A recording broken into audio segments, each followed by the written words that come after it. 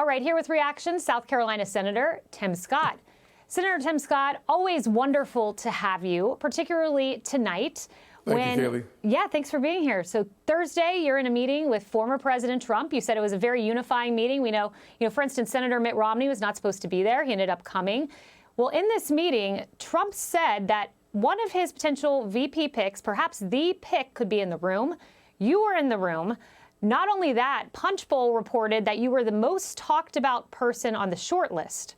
So the question I have for you, as it's a real possibility that you could get that vice presidential nod, is what you want your portfolio to look like. We know Kamala tried to be border czar. She tried voting rights. None of it has worked. What would you want to hone as your issue? Well, the most important thing is you're right. It's not the who, though. It's not whether it's me or somebody else. It's the what. The portfolio of the vice president should always reinforce the priorities of the president.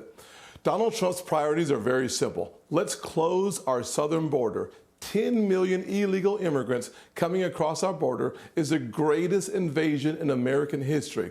We need to have someone who takes responsibility and closes the border by following in the footsteps of Donald Trump. We know what to do. We know the Remain in Mexico policy was quite effective. We know that changing the asylum rules actually reduces the number of folks. What we know doesn't work is granting amnesty like Joe Biden wants to do to a whole group of hundreds of thousands of people here illegally. By doing that, you only open the door and attract more people. Number two, the next vice president of the United States will follow in Donald Trump's footsteps as it relates to the economy.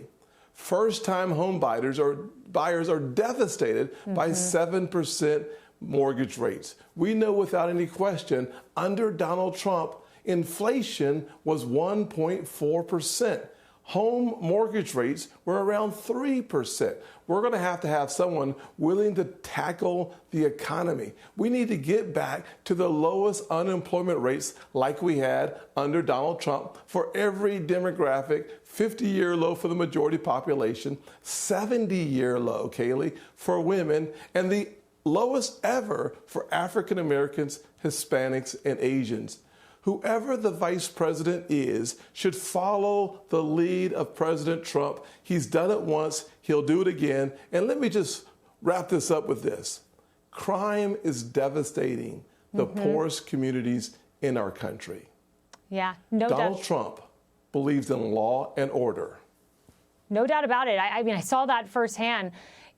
Senator, one of the interesting quotes that I saw this morning goes in contravention, I should say, of all the data. All the data shows that Trump is gaining among the black community. He's exceeding 20% support. He's going to new heights. But Congressman Jim Clyburn had some thoughts on that with Politico Playbook. Let's roll it. I think Joe Biden is doing exactly what he needs to do to win re-election. I think the polling is taking place. Something is amiss with the polling. I don't know what's happening here, but I do know this. Anybody who believes that Donald Trump will get 30% of the black male vote or 12% of the black female vote, I got a bridge down there on Johns Island, and I'll sell you. What do you make of that? Well, if that bridge leads to Kiowa Island, one of the greatest tourist destinations in all of the country, I might buy that bridge, number one. Number two, I'd take that bet. I will take that bet. I can tell you, Donald Trump can exceed 30% of the black male vote in America. Wow. Two big reasons why. Number one, jobs. Number two, justice. Let's dive into the numbers on the jobs reports under Donald Trump. The lowest average workers in America, their wages went up faster than the guys at the top.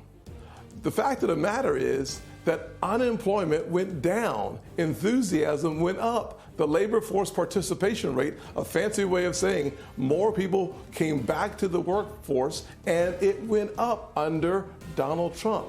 The exact opposite is happening under Joe Biden. We're seeing the employment numbers go up, but labor force participation Senator is Scott, weaker now. I'm up against a hard break, but let me say, Thank you very much. Yep. Up against a hard break. Hey, Sean Hannity here. Hey, click here to subscribe to Fox News YouTube page and catch our hottest interviews and most compelling analysis. You will not get it anywhere else.